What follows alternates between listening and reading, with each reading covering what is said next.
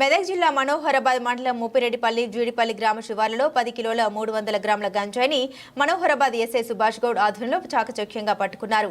Toopran DSP కార్యాలయంలో press మీట్లో Medak SP Uday Kumar Reddy మాట్లాడారు. బీహార్కు చెందిన రంజన్ కుమార్, ఒడిశా రాష్ట్రానికి చెందిన శ్రీధర్ సాహు ఇద్దరి వద్ద 10.300 గ్రాముల ఎండు గంజాయి స్వాధీనం చేసుకుని రిమాండ్కు తరలించినట్లు ఎస్పీ తెలిపారు. ఈ సందర్భంగా సిఐసెల్తో పాటుగా పోలీసు సిబ్బందిని ఎస్పీ అభినందించారు. ప్రెస్ మీట్లో DSP Soma Venkatareddy, CI Rangakrishna, Manoharabad SI Subhash Goud, Toopran SI శివానందంలు పాల్గొన్నారు.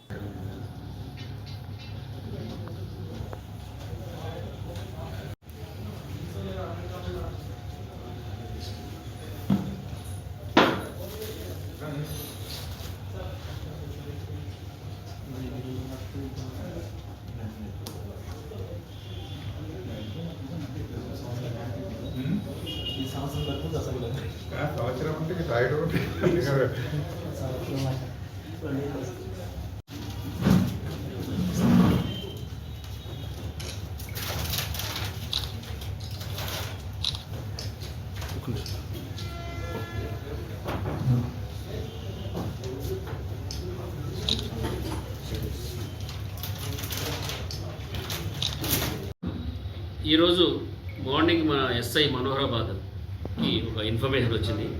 ఒక వ్యక్తి వాళ్ళ ఏరియాలో గంజాయి తీసుకొచ్చి కొంతమందికి సప్లై చేస్తున్నట్టుగా ఇన్ఫర్మేషన్ వచ్చి, ఆ ఇన్ఫర్మేషన్ మీద మా అధికారులందరికీ తెలియజేసి దీని ఎన్డీపీఎస్ యాక్ట్ సిస్టమ్ ప్రకారము పంచ్ విట్నెస్ని తర్వాత తీసుకొని పోయి ఈ అటు వ్యక్తిని చెక్ చేయగా వీళ్ళ పోలీసు వాళ్ళని చూసి ఈయన ఒక ప్లాస్టిక్ కవర్ దాచిపెట్టిండు. ఇమ్మీడియట్గా పోలీసు పట్టుకొని అతన్ని ఇంటరాక్షన్ చేస్తే తన పేరు రంజన్ కుమార్.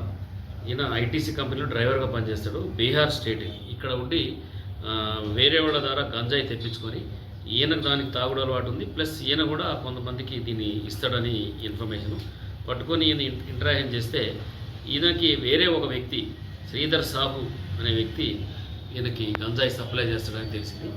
ఈయన ఇన్ఫర్మేషన్ మీద మా ఎస్ఐ మళ్ళీ వేరే ఇంటరాక్షన్ చేసి మళ్ళీ సేమ్ విట్నెస్ తీసుకొని మళ్ళీ పోయి చెక్ చేస్తే ముప్పిరెడ్డిపల్లి గ్రామ శివారులో ఒక ఇంట్లో ఉన్నట్టు చెక్ చేస్తే దాంట్లో శ్రీధర్ అనే వ్యక్తి దొరికిండు.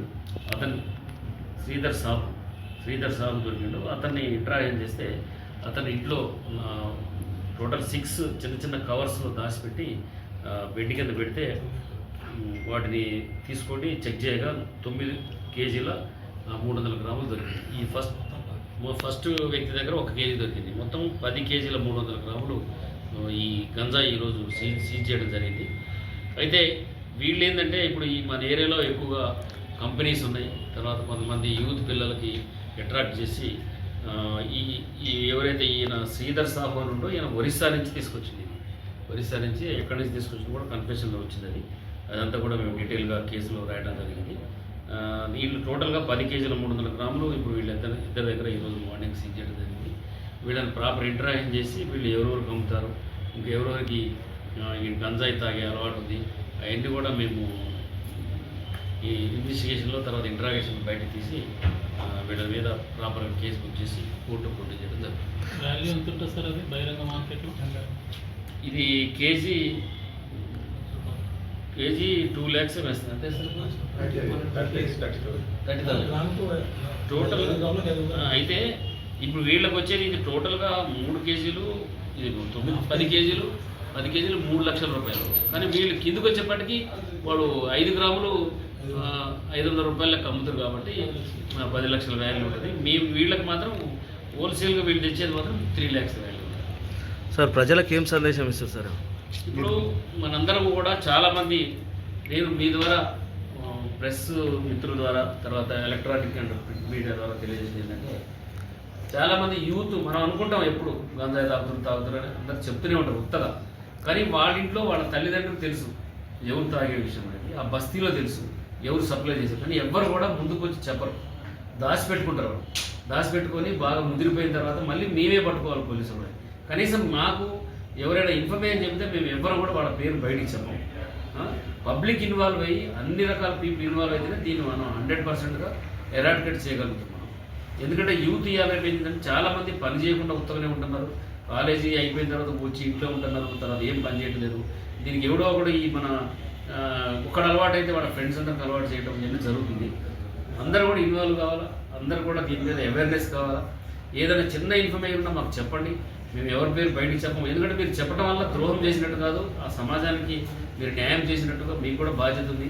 డెఫినెట్గా ఇది గంజాయి లేని సమాజం. ఇప్పుడు మీరు చూస్తున్నారు, మన గవర్నమెంట్ కూడా దీని మీద చాలా ప్రత్యేకమైన శ్రద్ధ ఉంది.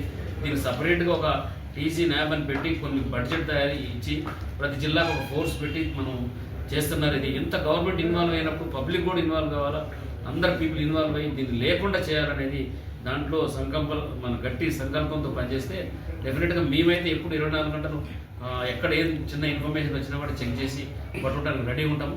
మీరు మీ ఇన్ఫర్మేషన్ ఇవ్వాలని కోరుతున్నాం. విచారణలో ఇంతకుముందు ఎక్కడైనా తీసుకొచ్చినట్లు అది ఇప్పుడు ఇంటరాక్ట్ చేస్తాం. ఎంత దీంట్లో వీళ్ళు ప్రొఫెషనల్సే, వీళ్ళు ఒరిస్సా పోయి ఈ శ్రీధర్ సాహు అనే వ్యక్తి తీసుకొస్తాడు, ఇక్కడ అమ్ముతాడు, బొంబాయి అమ్ముతాడు, అన్నీ అదే పని వాడికి. మన రాష్ట్రంలో ఎక్కడైనా కేసు అది కూడా వెరిఫై చేస్తాం. ఇప్పుడు చేస్తాం, మొత్తం డీటెయిల్ తీసి పాత కేసులు కూడా ఇన్వాల్వ్ చేసి ఈయన మీద ప్రాపర్గా సెక్షన్లు పెట్టి చేయొచ్చు. తర్వాత ఈ కేసులో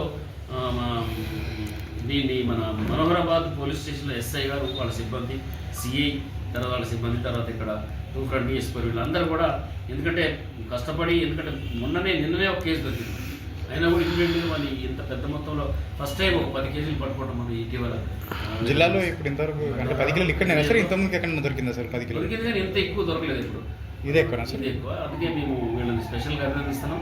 ఇది ఒక లెక్క కాదు, ఇంకా పట్టుకోవాలి మనం, అందరు ఇన్వాల్వ్ కావాలి. పబ్లిక్ని ఒకటే కోరుతాను, ఇన్ఫర్మేషన్ ఇవ్వండి మనం, మేము చూసుకుంటాం మొత్తం. ఎందుకంటే ఇంతమంది ఇంత పెద్ద ప్రతి ఊర్లో ప్రతి ఏళ్ళలో ప్రతి ఒక్కరు మాకు ఇన్ఫర్మేషన్ లేని వర్క్ చేయలేము. మేము మా లెవెల్లో మేము చేస్తాం, కానీ మీరు కూడా మాకు తోడ్పాటు చేయాలని కోరుతున్నాం.